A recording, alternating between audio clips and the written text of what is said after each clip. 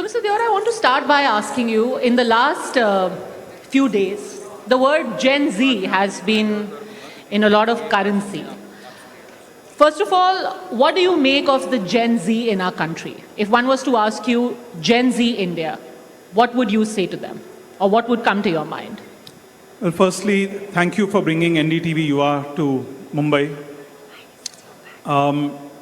What does Gen Z mean to me? Besides the fact that the average age of Gen Z is about 20 years, that we are the largest global cohort of Gen Z, almost a quarter of our country is in that age bracket. Gen Z to me means aspirations, wanting something very, very quickly, not wanting us as politicians to talk down on them, but to engage with them at the same level.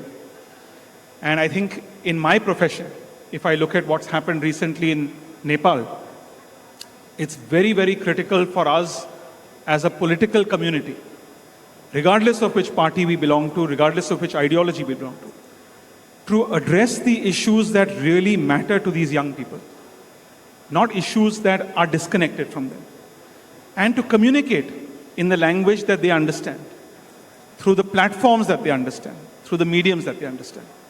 So I think Gen Z is aspirational, Gen Z is hungry, Gen Z is motivated, and it's for us to figure out a way to channelize that motivation, that aggression, that aspiration towards something more positive. You know, it's interesting you say that we want to channelize this aggression and I would say a little bit of restlessness that our Gen Z has. I would actually like to call them Yuva.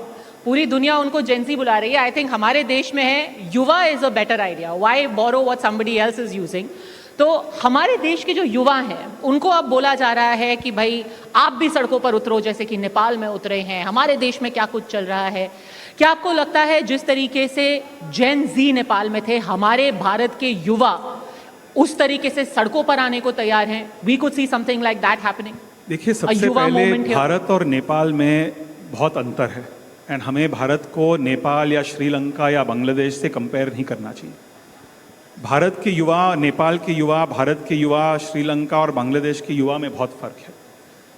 So any politician who might be calling on Gen Z and the youth of India to go out and protest on the streets, to go out and create mayhem on the streets, is doing a disservice to the Yuva themselves.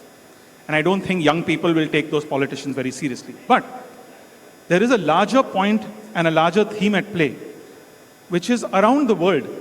If you look at democracies from the United States to India, if you look at protests now in US campuses, you called it restlessness, I call it aspirational. If the aspirations are not channelized properly, it becomes restlessness. If that restlessness is not addressed quickly enough, it can become mayhem. So for us as a political community, it's very clear creating opportunities, addressing the issues that matter to them are very important. Today, for example, I'm sure all the young people present here, beyond the traditional ideological divides, are you left, are you right, people are concerned about jobs, healthcare, education, air pollution. Can I become an entrepreneur? Can I become a sports person? Beyond, when I look at politics, beyond just liking and swiping, can I lead? So these are the opportunities that we have to create for the youth of the future.